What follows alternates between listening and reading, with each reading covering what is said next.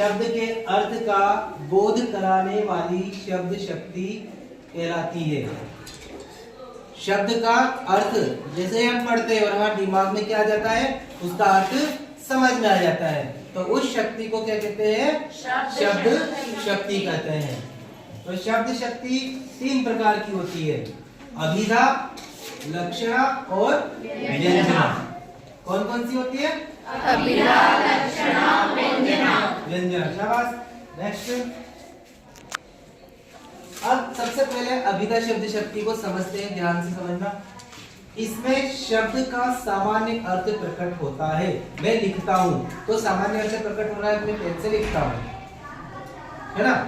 मैं वह पानी पीता है तो सीधी सी बात है, हाँ पानी पीता है, इसका कोई अन्य अर्थ तो प्रकट नहीं हो रहा। उसने पढ़ाई की, है ना, पढ़ाई की मतलब उसके स्कूल का जो भी होगा होमवर्क वो पढ़ा उसने। मैं बाजार गया, बाजार गया, सीधी सी बात, कोई इसके अलावा कोई अन्य अर्थ यहाँ पर प्रकट नहीं होता है, मतलब वाक्य बिल्कुल सीधा साधा है। तो वहां पर क्या होगा, अभिधा शब्द शक्ति कहलाएगी। समझ में आया? कोई एक उदाहरण बताओ बिट्टू, तुम। वह खाना खाता है। तुम बताओ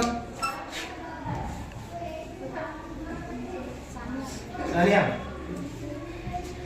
वह स्कूल जाएगा।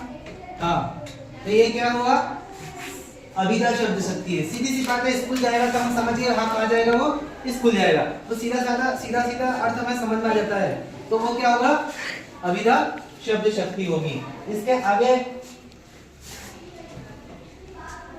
लक्षणा शब्द शक्ति, जब शब्द का सामान्य अर्थ छोड़कर कोई अन्य अर्थ प्रकट होता है तब वह अभिधा शब्द शक्ति कहलाती है।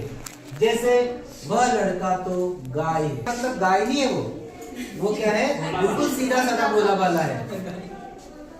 राजस्थान बहादुर है, अब राजस्थान बहादुर नहीं है, राजस्थान के लोग बहादुर है। भारत मैच जीता, कौन जीता मैच, भारत की टीम मैच जीती। तो यहाँ पर इसका अर्थ हमें ऐसे समझ में आता है ना, तब वह क्या होगा, लक्षणा शब्द शक्ति होगी। समझ में आ गया यहाँ पे आपको? कोई बताएगा, किसी ने सोचा अभी तक वाक्य आप मन में? वह लड़का तो शेर है।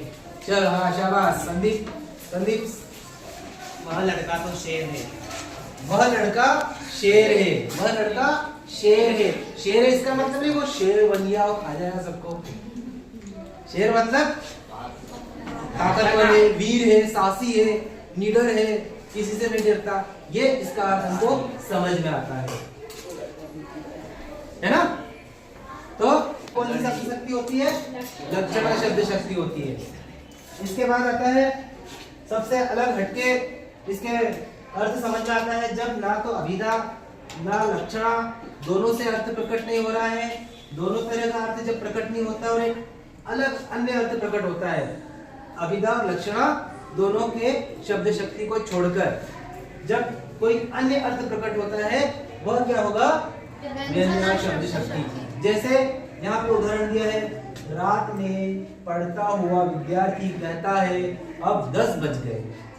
इसका मतलब क्या समझ में आया, कि 10 बज गए, अब सो जाना चाहिए। अरे अब बहुत दूर पैदल चल लिए, मतलब कहीं पैदल चल के जा रहे हैं, तो क्या कह रहे हैं, अरे बहुत पैदल चल रही है, मतलब क्या इसका समझ में आया आपको, थक गए हैं, आराम की जरूरत है, ये अर्थ समझ में आ रहा है।